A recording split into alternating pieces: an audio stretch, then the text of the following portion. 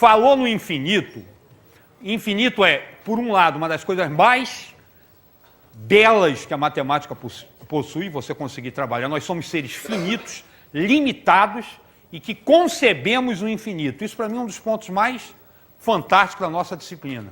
Você pode começar a discutir sobre campos do infinito, tá? E dá dor de cabeça. Uma delas é a seguinte, me conta aí.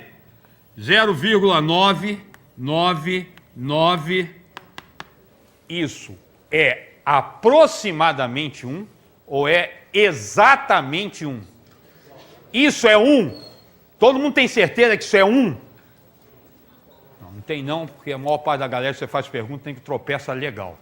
Isso é outra forma de escrever o 1. Tá? Isso é exatamente 1. Repara, se você parar na milésima casa, não vai dar 1. Se você for até a casa de número 1 milhão, não vai dar 1.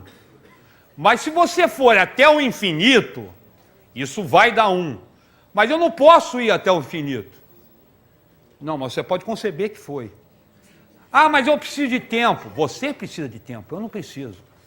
Como eu sou um ser superior que consegue superar a noção de tempo, tá? Não existe tempo. E se tempo não existe, eu vou ao infinito. Tá? É claro que ninguém vai construtivamente até o infinito, tá? Mas você vai conceber que vai ao infinito. Se você pensar que não pode ir ao infinito, pelo menos em termos de concepção, então qual é o último número? Não existe. Como não existe? Você já foi lá onde não existe? Não, sempre tem mais um. Como é que você sabe? Isso está indo ao infinito. É claro que eu posso conceber que eu vou até o infinito. E se eu for até o infinito, alguém levantou o dedo aí? Ah, sim, a aproximação isso pode ser trabalhado dessa forma, tá? No livro, meu professor de matemática, do mestre Elon, ele aborda isso e um dos argumentos que ele coloca é esse, tá? Eu estou fazendo isso pelo seguinte, tá? Vamos fazer x igual, pode fazer por limite da PG, 10x igual a 9,999, subtrai um do outro, não é isso? Aqui vai dar 9x igual a 9 menos 0 dá 9, 0 soma em todos, x igual a 9 sobre 9, que é igual a 1. Repara, isso não é aproximadamente 1, não. Isso é exatamente 1. Isso é uma outra forma de escrever um 1. Tá legal? Sequências de 9, tá? Não dá... Olha só. O que é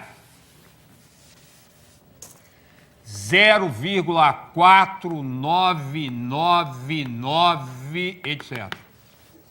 Isso é 0,5. Isso é 0,5, tá? X igual. Isso vai dar 10x igual a 4,999.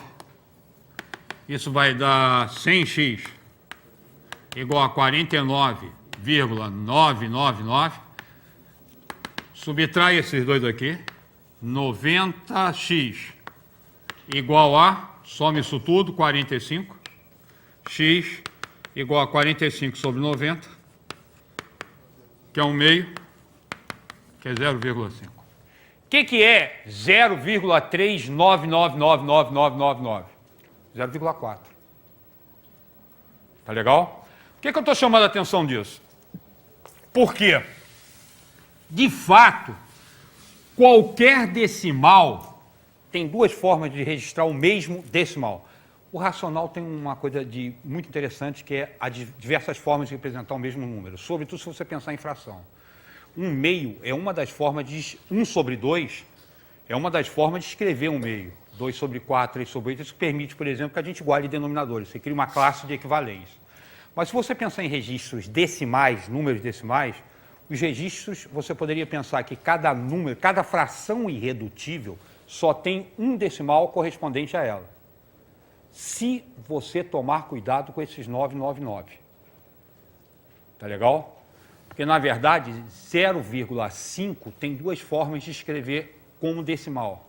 Ou você escreve 0,5 ou 0,4999999. Tá legal? Para impedir dois registros para o mesmo número, a gente pode fazer o seguinte, escolhe, vou desconsiderar uma das duas. Ou desconsidera as sequências terminadas em 9, que eu não preciso dela, Se aparecer 0,99999, eu registro 1. Se aparecer 0,5499999, eu registro 5. Tá? Para nós aqui, eu preferia todos os decimais não serem exatos, tá? Eu preferiria todos os decimais terminarem em 99999, porque daí eu vou ter todos os decimais com uma quantidade infinita de casas trabalhando. E aí eu partiria do seguinte: os que se repetem são racionais, os que não se repetem são irracionais. Vamos ver o que eu estou falando aqui, tá? Se a gente quiser, o que não é também fundamental, mas a gente quiser criar uma função de forma que cada número decimal tem um único registro, a gente vai ter que escolher trabalhar ou não com a sequência de 9. Porque cada número decimal tem duas formas de registro, ou em sequência de 9, ou aumenta uma de cá e apaga os 9. Tá legal? Daí eu posso fazer o seguinte. Agora eu tenho o seguinte, olha, qualquer número, fração, vou pensar nos registros decimais, fração, número inteiro, o que for, número inteiro, 5. Decimal, vou chamar de decimal exato, decimal com número finito de casas, 3,25. Decimal exato. Tá legal? Decimais infinitos. Infinitos periódicos. 8,32. 3,25, 25, 25. Decimal infinito e periódico. Uma parte se repete indefinidamente. Agora eu posso fazer um outro registro. Esses três aqui são racionais. Tá certo? Eu tenho certeza.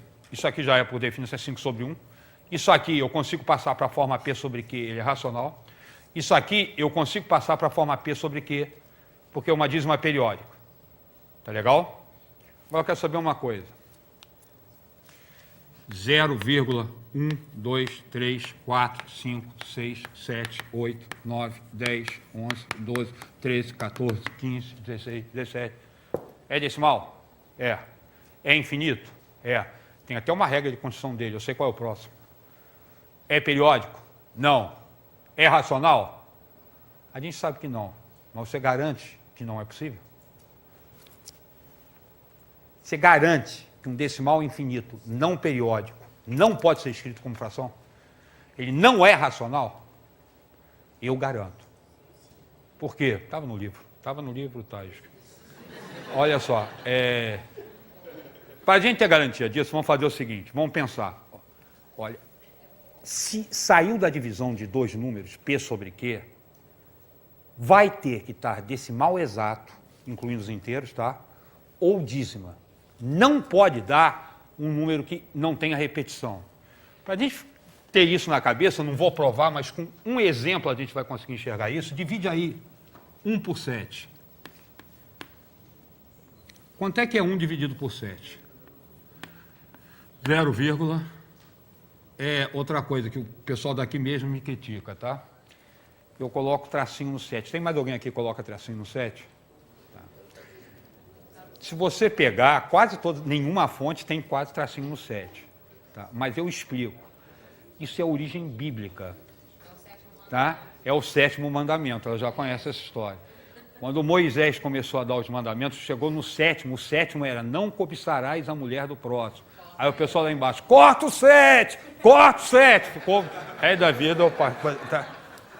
Aí o...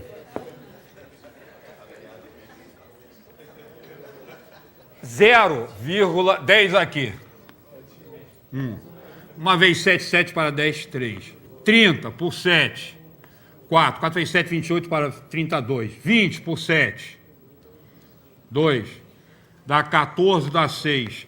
60 por 7, 8. 8 vezes 7, 56, sobram 4. 40 por 7, 5.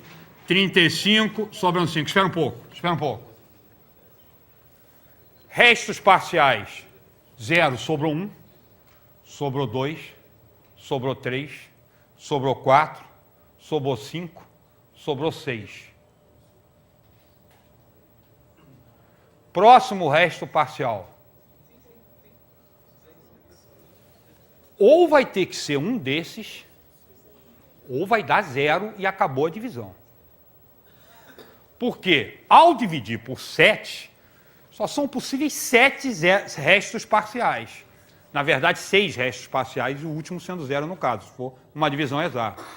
Se você divide um número qualquer P por Q, o total de restos numa divisão por Q, resto parcial, é restos parciais Q menos 1. Restos, incluindo 0, no máximo Q. O que significa que, em algum momento, tem que entrar em repetição. 50. 7 vezes 7, 49. 1. Voltei para o início. Como a quantidade de restos possíveis numa divisão é limitada, necessariamente você vai ter repetição. E você vai ter que entrar numa dízima periódica ou num decimal exato. Divide por 13, quantos restos parciais possíveis? 12. Ou gera uma dízima com 12 casas, tá? Ou em algum momento vai dar 0. Ou menos que isso, pode entrar em uma quantidade menor do que isso. Tá? Pode vir 1/3, por exemplo, é 0,33363, 3 permite 2 restos parciais. Tá certo? Isso me garante o quê? Que isso não veio de fração. Isso não pode ter vindo de fração. Tá certo? Senão tem um denominador infinito.